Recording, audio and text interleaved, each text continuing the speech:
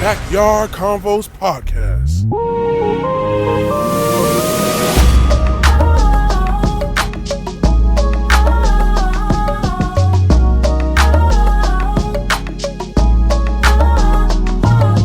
Whenever you come to the Backyard Convo.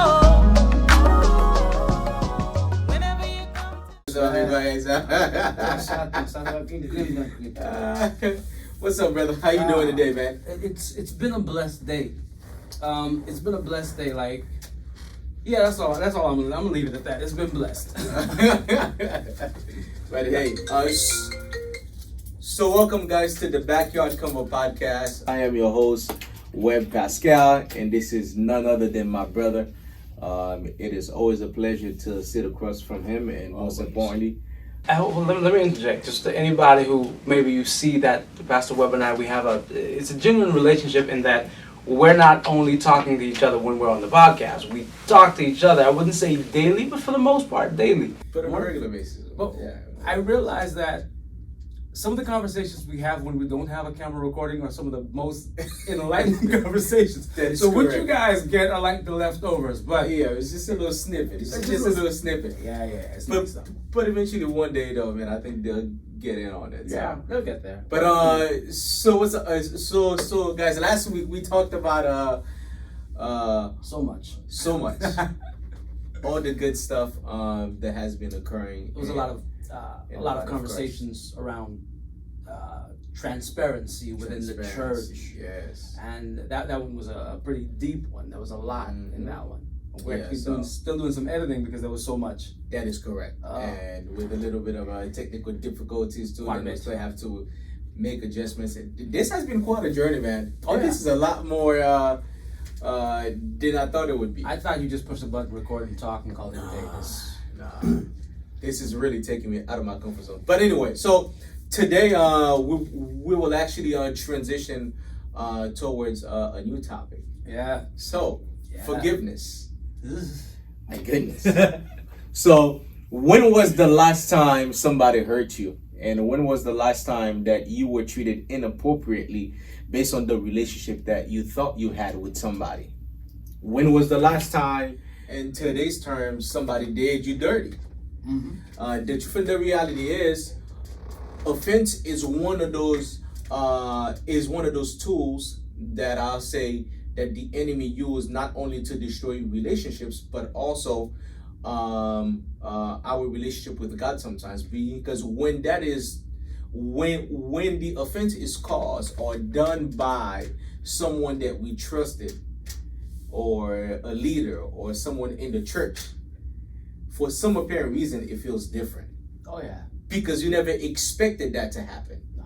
You never expected to be blindsided by whatever that it is that they did to you. But at the end of the day, is that still a good enough reason not to forgive? All right.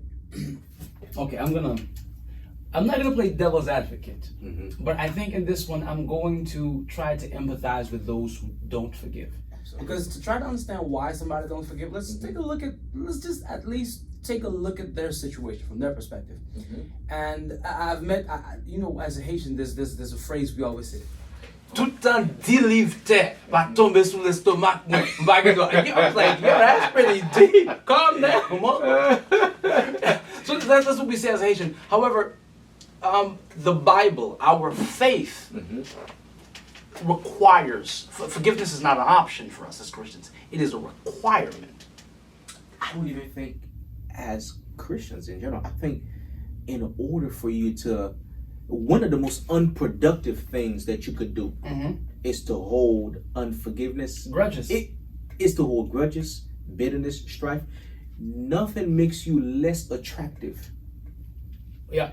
Less productive? Less productive than when something that happened 20, 30 years ago or 15, whatever the time frame is, and it seems like somebody hit a pause or the stop button right there in your life, and you've never moved on from what happened.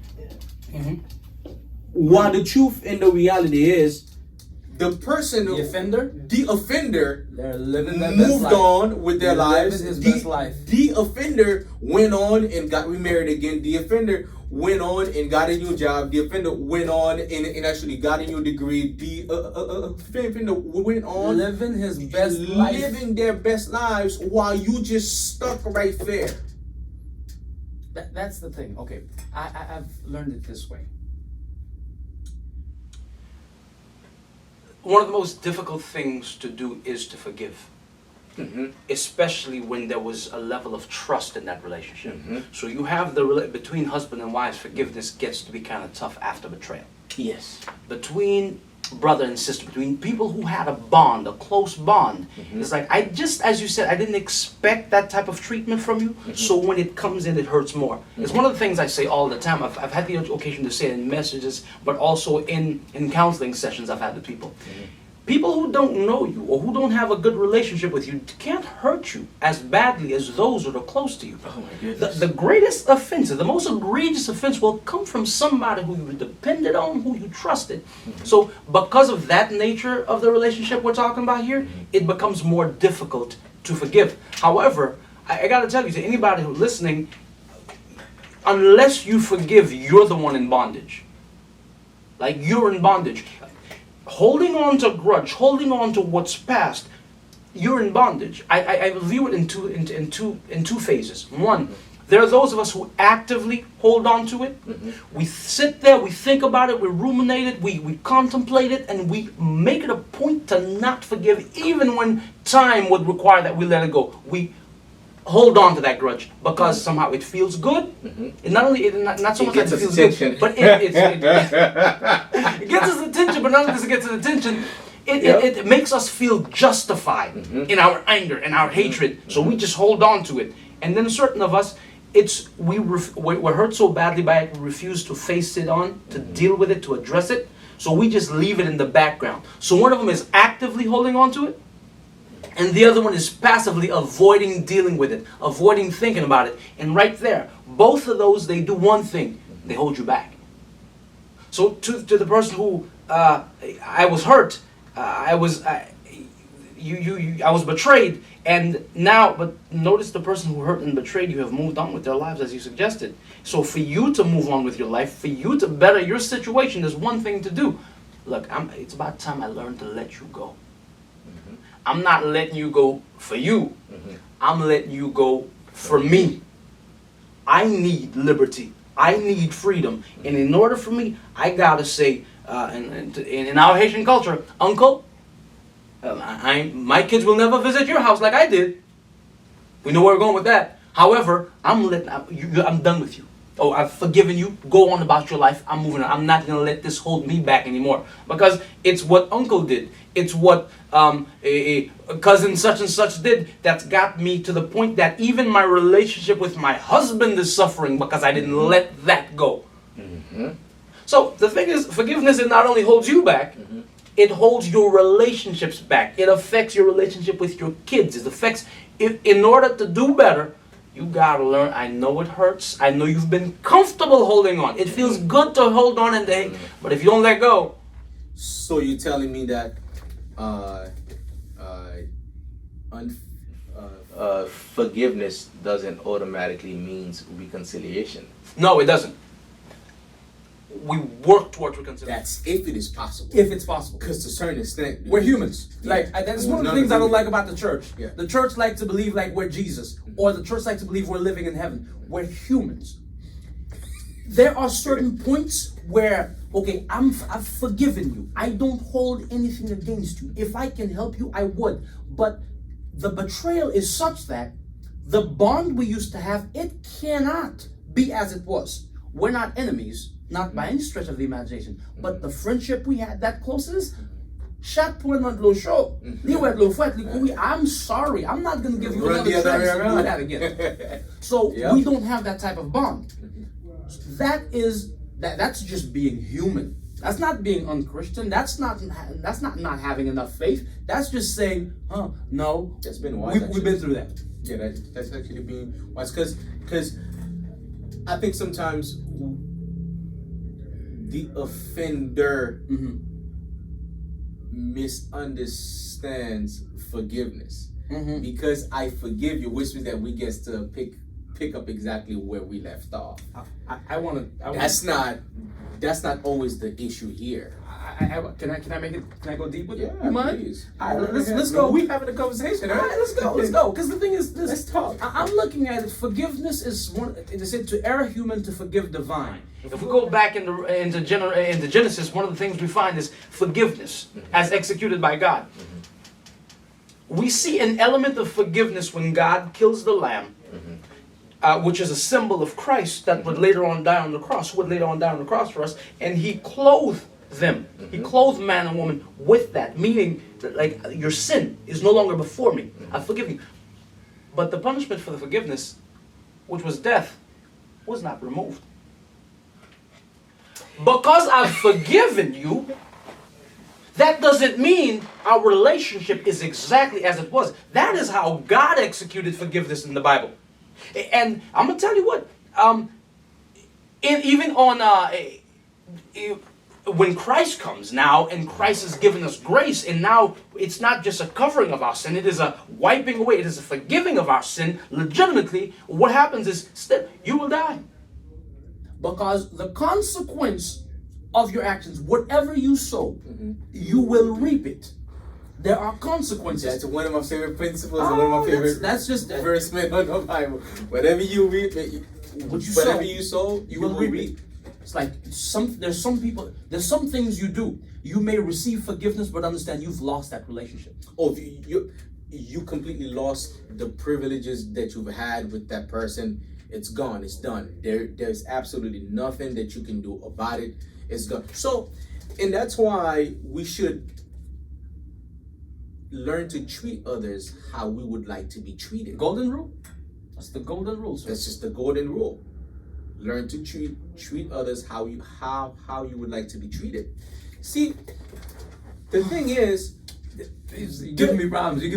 The type of people who are the toughest to forgive are repeat offenders. Repeat offenders 7 fois 77 are fois. just yes. It yes, hurts. That's yes. a hurtful statement. But I tell you what, repeat offenders, because if it happened once, okay, I forgive you. Maybe you didn't see. Maybe it was just it might have been an error, pure human error. But a second, a third, nous gagnons un problème. But the thing is this, we have to reevaluate after forgiveness. What do I do? That's exactly what we're talking about. There are certain people, for the sake of, especially Christians, who put themselves in a situation to be hurt because the Bible says to forgive. When the Bible says to forgive, it means I don't hold a grudge against you. It means I let what happened go. It doesn't mean I come back and open myself up to that pain again. It doesn't mean that I don't set boundaries and limitations and things like that to make sure that I protect my heart. That because you're human. You human. I mean, if we're talking about forgiveness, can I be honest, bro? Go for it. That is that one partment of the Christian walk that I had major troubles with.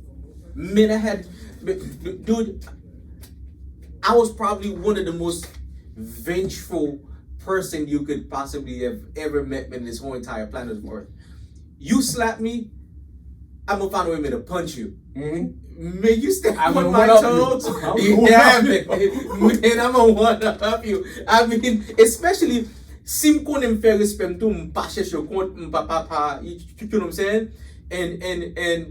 And that was one thing that I struggled with, man. It took me a long time to learn this. Most Christians, if we're being honest, that's what it is. Because our society to some degree is still an eye for an eye.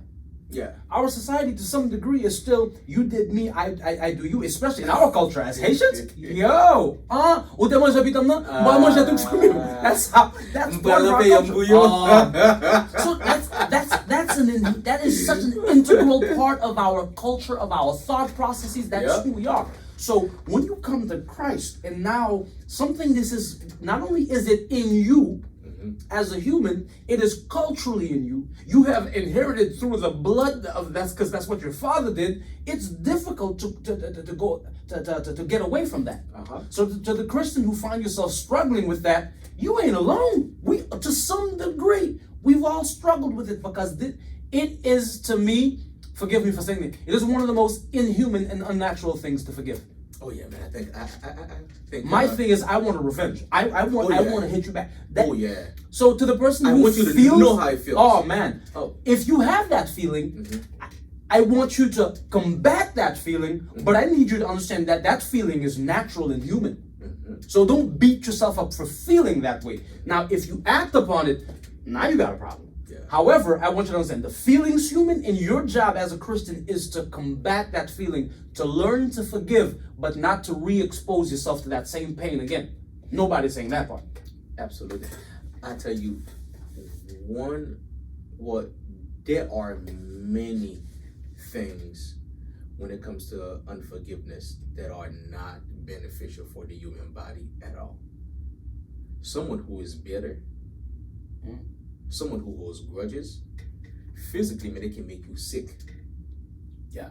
And it also robs you of potential divine relationships that you could have possibly have, but because of the unforgiveness, because of the bitterness, because you're still holding on to the hurt, then now you are literally pulling out a magnifying glass and watching every move, and it's like, oh, this is that, or this is like, it's like you looking for signs. You are viewing every situation through the prism of your pain.